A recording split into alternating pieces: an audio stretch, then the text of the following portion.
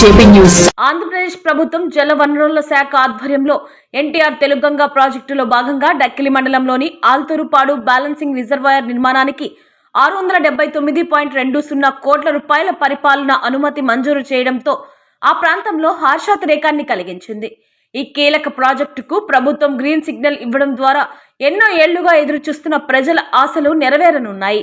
ఈ ప్రాజెక్టులో భాగంగా రిజర్వాయర్ నిర్మాణంతో పాటు 3 ఓటీ స్లూయిస్లు, 2 ఇన్లెట్లు, అవుట్ఫాల్ రెగ్యులేటర్ పనులు చేపట్టనున్నాయి.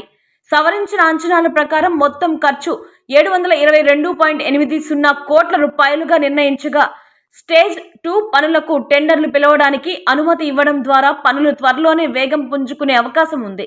వెంకటగిరి నియోజకవర్గ ఎమ్మెల్యే కురుగొండ్ల రామకృష్ణ ఈ ప్రాజెక్టు సాధనలో కీలక పాత్ర పోషించిన నాయకుడిగా నిలిచారు. ప్రజల అవసరాలను అర్థం చేసుకుని నిరంతరం ప్రభుత్వంపై ఒత్తిడి తీసుకువచ్చి అధికారులను పలుమార్లు కలుసుకుంటూ ఈ ప్రాజెక్టుకు ప్రాధాన్యత కల్పించేలా కృషి చేశారు. ఆయన పట్టుదల, దృఢ సంకల్పం ఈరోజు ఫలించినట్టు స్థానికులు పేర్కొంటున్నారు. అసెంబ్లీ వేదికగా కూడా కురుగొండ్ల రామకృష్ణ పలుమార్లు ఈ అంశాన్ని లేవనెత్తి ఆల్తూరుపాడు రిజర్వాయర్ పనులను త్వరితగతిన పూర్తి చేయాలని ప్రభుత్వాన్ని కోరారు. ప్రజల సమస్యలను ప్రతిసారి ముందుకు తెచ్చే నాయకుడిగా ఆయన పేరు మరింత బలపడింది.